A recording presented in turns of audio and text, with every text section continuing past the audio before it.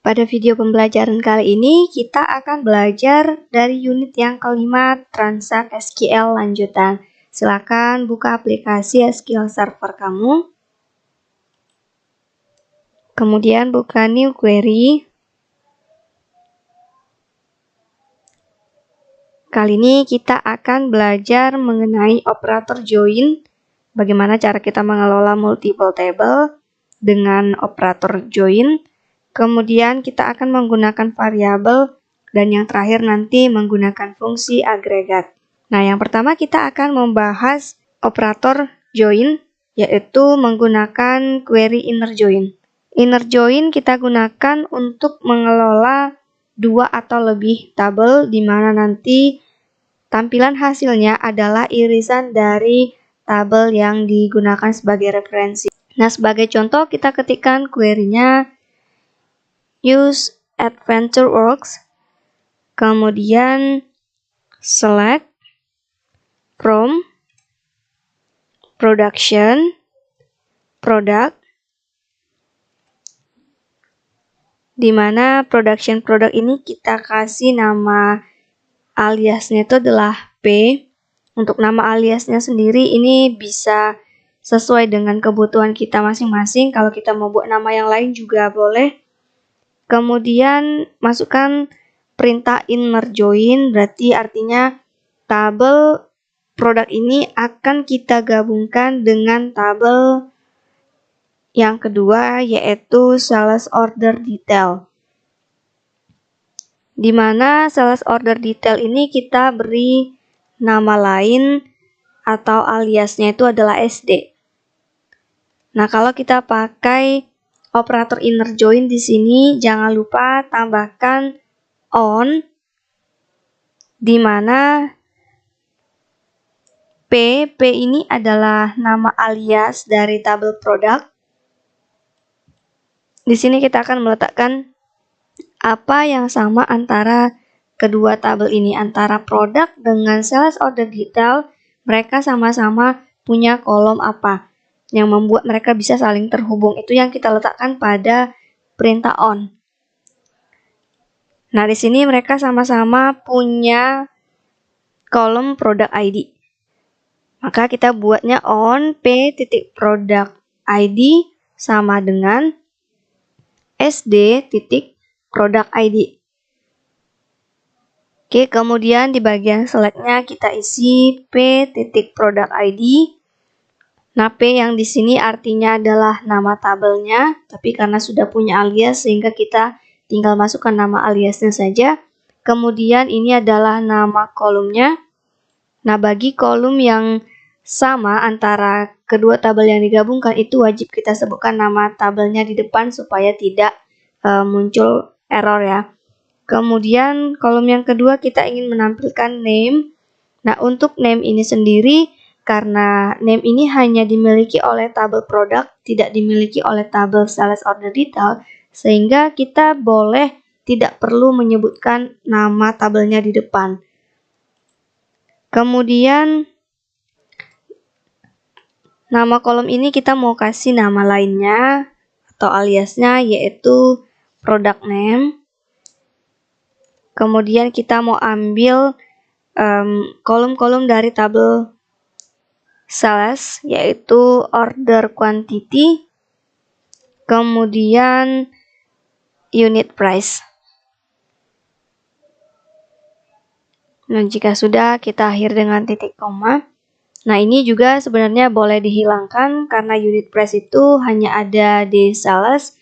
Jadi kalau kita mau hilangkan seperti ini juga tidak masalah. Oke, kalau sudah ini kita blok query-nya, kemudian kita execute. Hasilnya ada di bawah. Nah, ini berarti yang merupakan data yang sama dari kedua tabel. Totalnya ada 121.317 baris. Kemudian kita lanjut menggunakan outer join.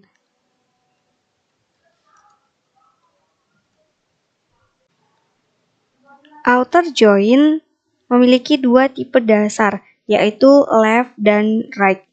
Nah, operator left outer join ini mengembalikan seluruh baris yang terdapat pada tabel sebelah kiri.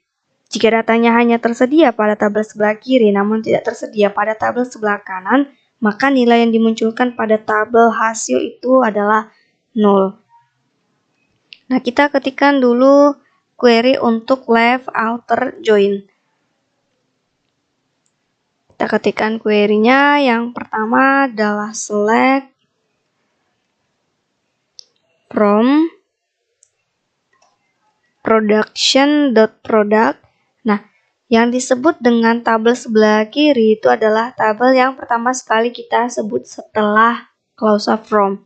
Berarti di sini tabel produk merupakan tabel yang berada di sebelah kiri. Kalau kita nanti pakai left outer join, maka semua isian daripada tabel produk ini yang akan ditampilkan di hasil.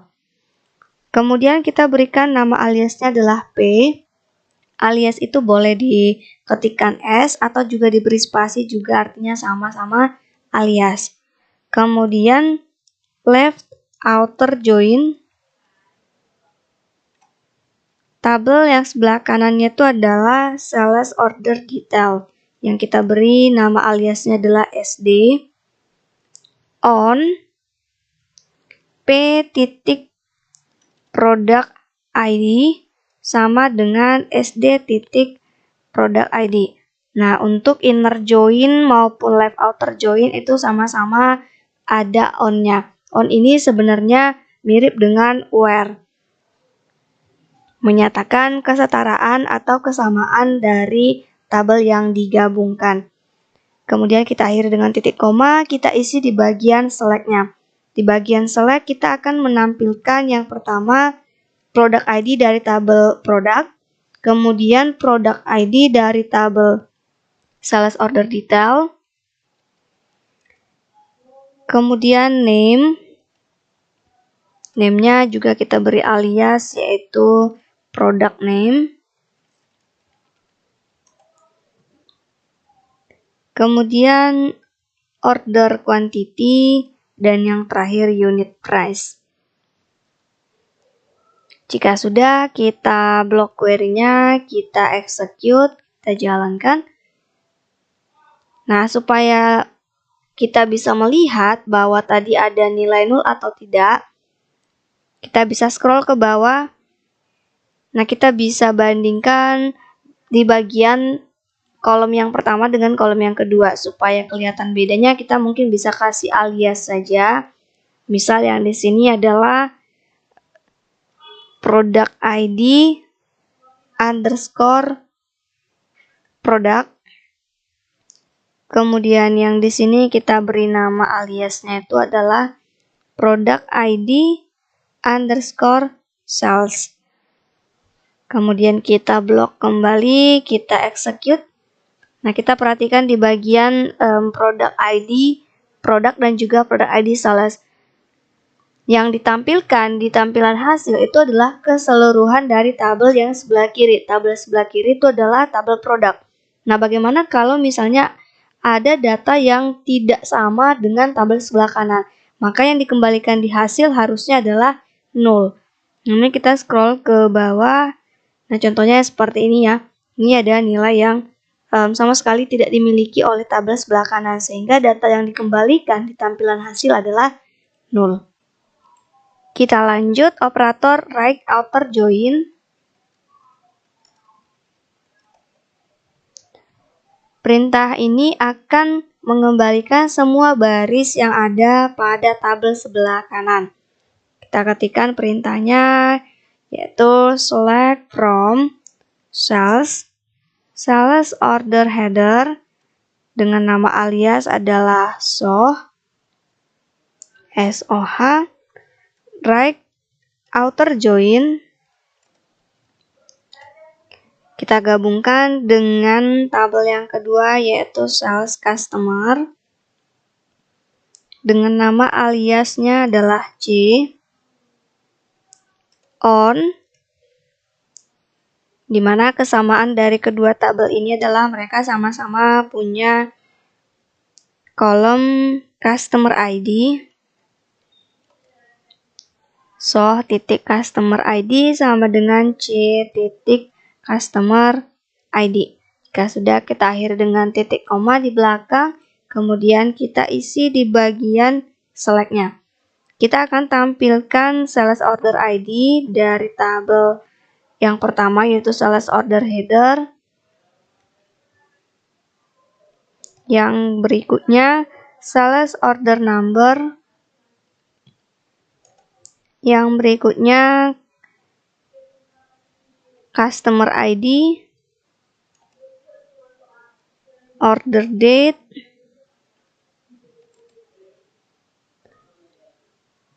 oke, satu lagi kelewatan ya, ada customer ID dari tabel customer, kemudian order date, dan modified date. Nah, jika sudah query-nya ini kita harus sebutkan nama tabelnya ya, karena ternyata dari kedua tabel ini sama-sama punya modified date juga. Supaya tidak ambigu, kita sebutkan nama tabelnya, yaitu tabel customer. Jika sudah, kita blok query-nya, kita jalankan. Nah, hasilnya ada 32.166 baris. Nah, kita lihat apakah benar data yang ditampilkan itu untuk yang data sebelah kanan. Berarti kalau tidak ada di sebelah kiri, maka yang ditampilkan adalah 0. Di sini kita perhatikan di bagian kolom yang sama, yaitu Customer ID dan Customer ID. Berarti yang sebelah kanan ini adalah yang C. Berarti yang di sebelah sini ya. Untuk yang sebelah kanan, kita lihat di bagian yang Customer ID yang sebelah kiri. Nah, kita langsung scroll paling bawah saja. Nah, di sini sudah kelihatan ya, bahwa data di tabel sebelah kiri ternyata tidak ada lagi yang sama dengan tabel sebelah kanan. Sehingga yang dikembalikan itu yaitu nilai 0. Berikutnya kita akan membahas full outer join, di mana perintah ini akan mengembalikan semua baris yang ada pada tabel yang digabungkan. Kita ketikkan query-nya select from. Kita gunakan ada dua tabel. Yang pertama adalah purchasing product vendor. Kita beri nama aliasnya P supaya lebih singkat. Kemudian kita gabungkan dengan tabel yang berikutnya dengan perintah full outer join, yaitu sales order detail. Kita beri nama alias S, di mana mereka sama-sama punya kolom yang sama, atau yang menjadi penghubung mereka itu adalah product ID. P titik product ID sama dengan S titik product ID. Nah, kedua kolom ini merupakan jembatan ataupun penghubung dari kedua tabel. Oke, jadi kalau misalnya ada pun kolom yang lain yang sama, belum tentu bisa dibuat di sini ya, di bagian on. Yang bisa kita buat di sini itu adalah antara primary key dengan foreign key. Kemudian kita isi di bagian select-nya, kita akan tampilkan product ID dari tabel yang pertama, yaitu tabel product vendor. Kemudian product ID dari tabel yang kedua, atau dari sales order detail. Kemudian standard price, order quantity, dan yang terakhir adalah unit price. Jika sudah, ini kita beri tanda titik koma di akhir dan kita blok query-nya, kita execute. Nah, hasilnya seperti ini. Dia akan tampilkan keseluruhan data dari tabel yang kita gabungkan. Kemudian kita akan memodifikasi baris-baris dengan mereferensikan banyak tabel. Nah, jadi kalau kita mau edit atau ubah tabel, tapi berdasarkan gabungan dari beberapa tabel, kita juga bisa pakai perintah inner join. Kita ketikkan query-nya, di sini kita mau update data, tapi pakai inner join, penggabungan beberapa tabel. Nah, sebelum kita update, ada baiknya kita tampilkan data terlebih dahulu, supaya kita bisa lihat perubahannya. Nah, di sini kita tampilkan dulu datanya. Select from production.product. Kita beri nama aliasnya itu adalah P, di mana kita akan gabungkan tabel ini dengan tabel production.product subkategori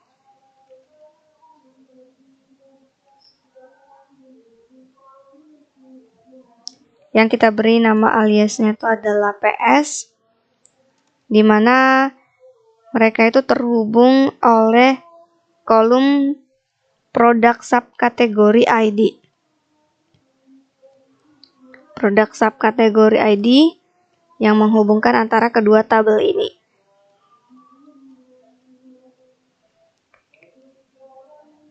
Nah, kemudian kita masukkan di bagian select-nya, kita isi yang pertama yang akan ditampilkan itu adalah name. Yang kedua adalah list price. Nah, di sini ada kondisi yang mau diisi, yaitu di mana where data yang mau kita ubah itu spesifik ya. Namanya itu ps.name sama dengan socks. Jadi kita tidak ubah semua data, hanya data dengan nama socks. Nah, kita coba tampilkan dulu, kita blok query-nya dan kita jalankan. Di sini ada 4 data yang akan kita ubah, ada 4 baris. Kita mau ubah nanti di bagian list price-nya. List price-nya ini nanti kita mau naikin, kita kali dengan 1,05. Nah, kemudian kita ketik perintah untuk update-nya.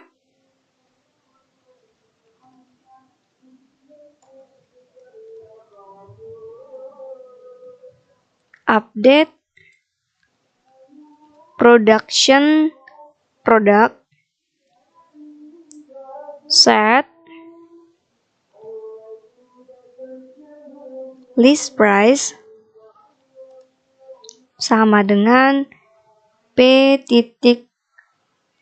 Oke, ini kita isi dulu from-nya ya, supaya lebih gampang untuk isi di bagian atas. From production product, kita kasih nama aliasnya P. Kemudian inner join dengan tabel production product subkategori.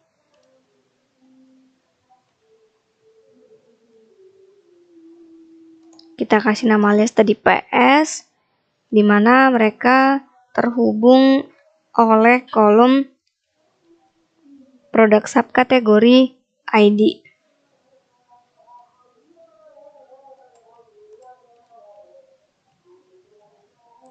Kemudian tadi ada kondisi lagi, di mana namanya itu adalah yang sama dengan socks.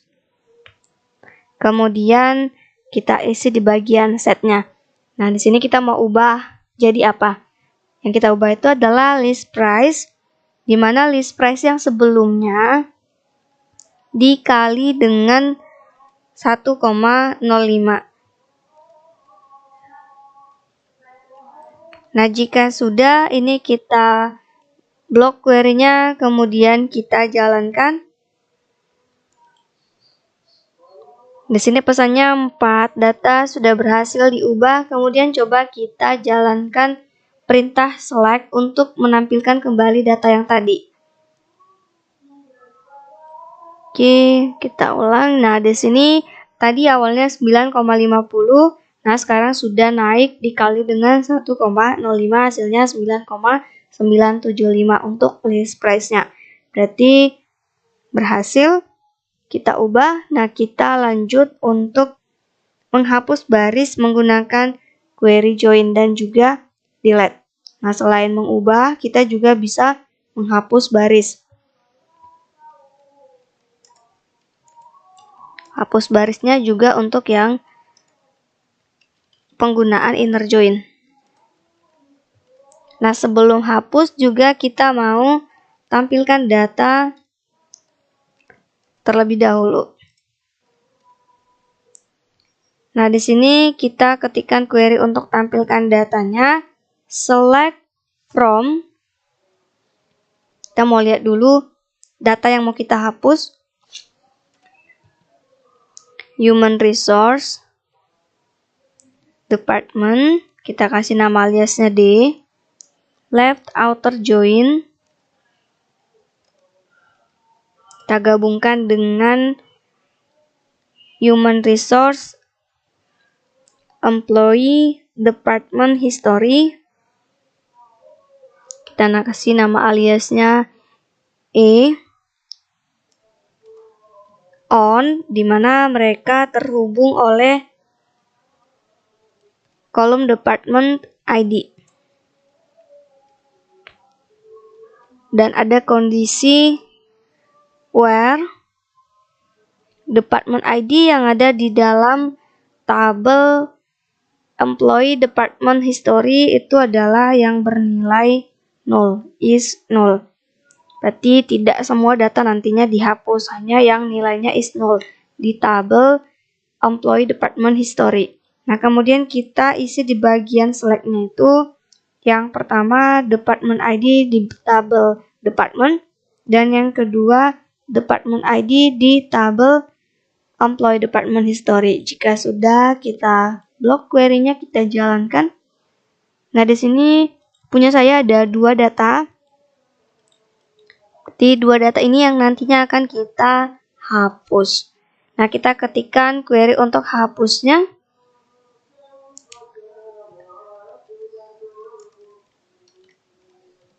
Delete from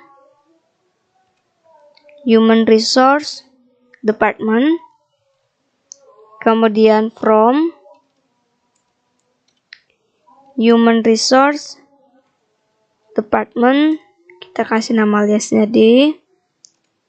Left outer join,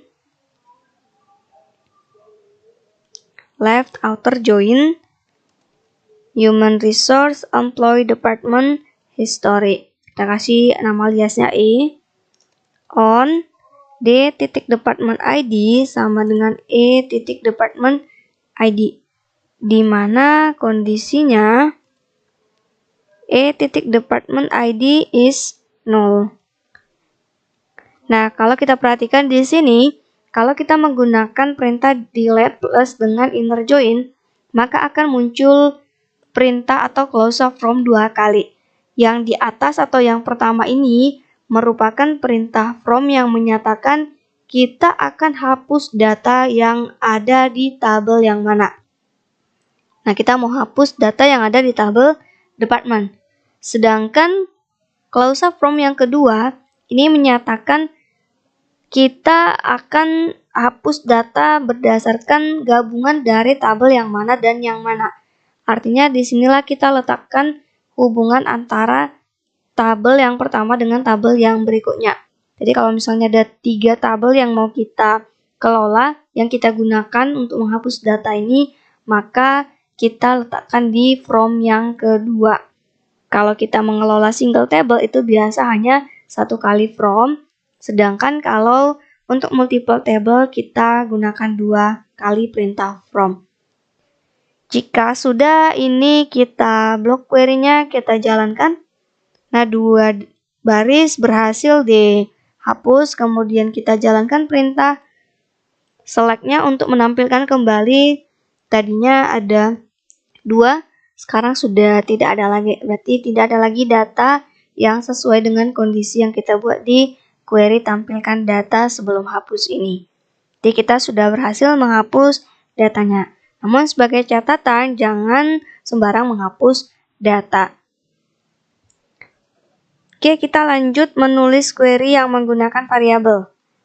Kita ketikkan query-nya. Nah, variabel ini merupakan suatu tempat untuk menampung nilai sementara.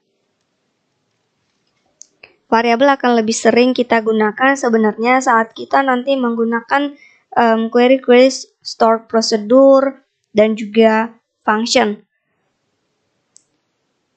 Kita ketikkan perintahnya, kita deklarasi dulu atau kita tentukan dulu nilai dan juga nama dari variabelnya. Untuk namanya itu bebas, kita tentukan sesuai dengan kebutuhan, dan biasanya variabel itu ditandai dengan tanda @.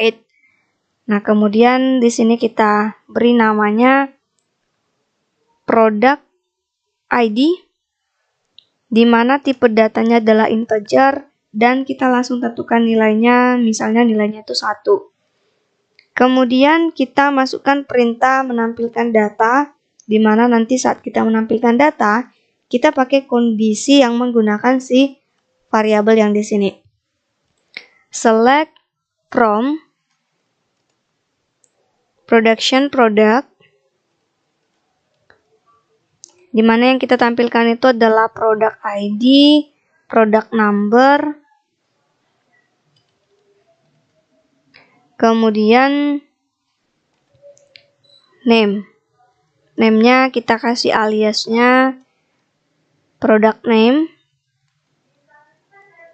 Kemudian di bagian where kondisi, kita mau cari product ID yang sesuai dengan variabel yang sudah kita buat di atas. Nah, kita tinggal masukkan nama variabelnya. Kemudian kita akhiri dengan titik koma. Nah, kalau modelnya seperti ini kita wajib blok juga yang di atas, atau kita jalankan juga yang di atas, kecuali ini sudah kita jalankan terlebih dahulu, kemudian baru masuk yang di bawah. Nah, ada baiknya kita ya blok kedua query, kedua perintah, kemudian kita jalankan sekaligus, supaya bisa dibaca variabel yang di atas. Nah, hasilnya seperti ini. Maka yang ditampilkan di tampilan hasil hanyalah product ID dengan value atau nilainya yang sama dengan 1, sesuai dengan variabel yang di atas. Kemudian kita akan menggunakan fungsi agregat. Fungsi agregat ini merupakan fungsi yang kita gunakan untuk melakukan perhitungan. Dan fungsi agregat ini ada banyak ya. Mungkin yang paling sering kita gunakan ada count, kemudian sum, kemudian ada average, ada max, min, dan seterusnya. Nah, di sini kita kasih contoh untuk menggunakan fungsi rata-rata atau average. Kita ketikkan perintahnya select from human resource employee, kita kasih employee pay history, kemudian kita tampilkan adalah business entity ID dan rate. Kemudian kita beri kondisi where business entity ID-nya itu yang sama dengan 174. Ini kita mau tampilkan dulu ya sebelum kita mau hitung rata-ratanya. Nah, ini nilai rata-ratanya ada 3 baris data. Kemudian kita masukkan fungsinya. Di sini berarti tadi kita masih tampilkan data. Kemudian kita gunakan fungsi rata-ratanya. Nah, perintahnya itu select from human resource employee pay history. Nah, kemudian kita masukkan di bagian select-nya. Nah, untuk fungsi agregat, kalau kita mau tampilkan perhitungannya langsung, maka kita nanti buat atau letakkan fungsinya itu setelah perintah select. Select average, buka kurung, rate, yang mau kita hitung itu adalah kolom rate, sehingga yang kita masukkan di dalam kurung adalah rate. Nah, supaya nanti di bagian hasil ada nama kolomnya, kita berikan nama aliasnya itu adalah average rate. Kemudian kita beri kondisi where business entity ID-nya tadi adalah 174. Nah, sudah kita blok query-nya, kita jalankan. Nah, hasilnya adalah rata-ratanya itu adalah 7,8333. Yang berikutnya kita menggunakan fungsi count untuk menghitung jumlah baris. Nah, sebelumnya kita tampilkan dulu datanya. Kita tampilkan data yang mau kita hitung berapa baris. Select all from sales order detail where product ID sama dengan 777. Nah, kita mau lihat ada berapa baris sih product ID yang sama dengan 777. Hasilnya itu ada 242 baris. Nah, gimana caranya kita mau hitung ini tanpa menampilkan datanya ini semua? Kita langsung tampilkan hasil perhitungannya saja. Nah, kita bisa gunakan fungsi count untuk menghitung baris. Sedangkan kalau nanti pakai fungsi sum, itu menghitung isian daripada data. Jadi kalau misalnya kita pakai sum, maka dia hitung isian datanya. Misalnya kita hitungnya itu adalah sum dari order quantity yang di sini, maka dia akan hitung misalnya 3 tambah 2 tambah 2 dan seterusnya. Itu kalau sum. Sedangkan kalau count, dia hitung barisnya. Ada berapa baris. Nah, kita ketikkan query-nya select from sales order detail where product ID sama dengan 777. Nah, kita buat perintah count-nya setelah perintah select. Nah, kita langsung hitung keseluruhan saja. Nah, jadi kalau untuk count itu berlaku tanda all atau bintang, artinya kita bisa hitung langsung tanpa sebutkan nama salah satu kolom pun hasilnya sama saja. Kemudian kita buat nama aliasnya supaya nanti di tampilan hasil ada nama kolomnya, yaitu jumlah baris. Kita blok query-nya, kita jalankan, hasilnya 242. Nah, bisa diulang untuk lihat kembali 242 baris saat ditampilkan datanya. Nah, saat dihitung hasilnya juga sama 242 data. Oke, video pembelajaran kali ini sampai di sini. Silakan Anda praktikkan di komputer Anda masing-masing. Selamat belajar.